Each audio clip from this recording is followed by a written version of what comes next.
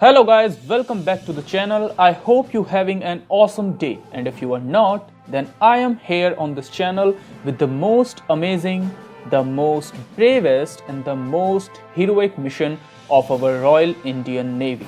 In this mission, Indian Navy attempted something which other nations across the globe just dreamed of. The only navy which attempted the mission similar to that of Japan's Pearl Harbor mission, which results into Hiroshima and Nagasaki. I'm gonna tell you the untold exact story of our brave soldiers and how they outstandingly coordinated and executed this wonderful mission in the history of India. So be ready to boost up your adrenaline rush cause this is gonna be epic as ever. So let's get right into it.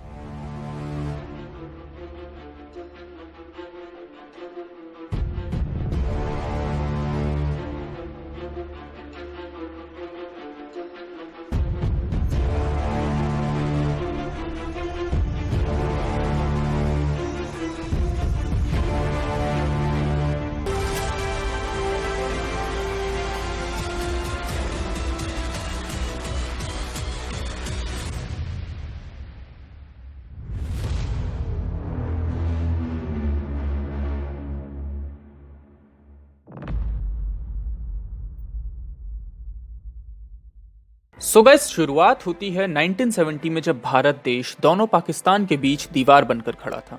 दोनों से मेरा मतलब है waste and east Pakistan, जिसे आज बांग्लादेश कहा जाता है। ईस्ट पाकिस्तान में 1970 के चुनावों में अवामी लीग के लीडर, जिसका नाम लेना बिल्कुल जरूरी नहीं है, उसकी रिकॉर्ड ब्रेकिंग जीत हुई थी।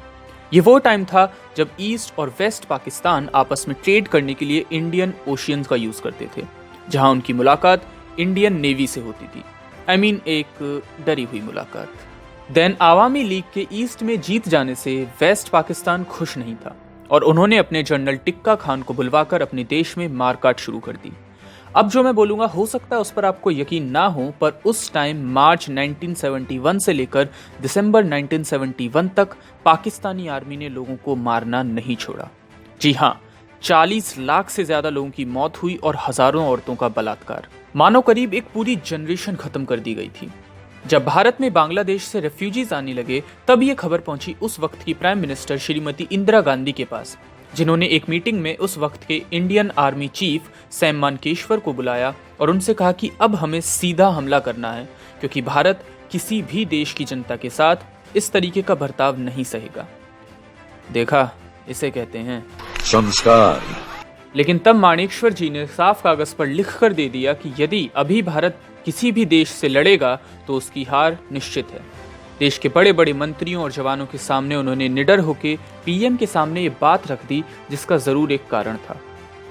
काश ये एडवाइस उस वक्त जवाहरलाल नेहरू जी ने भी सुन ली होती तो हम चाइना से जंग नहीं हारते।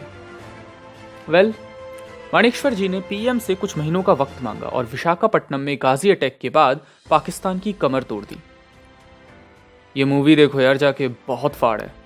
एंड गाजी अटैक के बाद ईस्ट पाकिस्तान ने वेस्ट बंगाल पर हमला किया था और वेस्ट पाकिस्तान ने 3 दिसंबर 1971 को इंडिया के बालाकोट, अमृतसर, अंबाला, सिरसा, जैसलमेर, जोधपुर और जामनगर में एयर स्ट्राइक करी। And these attacks were done in 3 different waves. The third wave affected us the most. ये वो कंडीशन थी जब भारत पर दोनों तरफ से हमले हुए थे और भारत की मुक्ति वाहिनी सेना बुरी तरह से जख्मी थी। और यहाँ हमारे नेवी सोल्जर्स ने ठान लिया that this is the situation of war and we will fight till the end. And इसी एटीट्यूड और कई हमलों की चोट के साथ भी केवल एक दिन के अंदर भारत की नेवी पाकिस्तान में घुसकर उसे खत्म करने के लिए तैयार थी।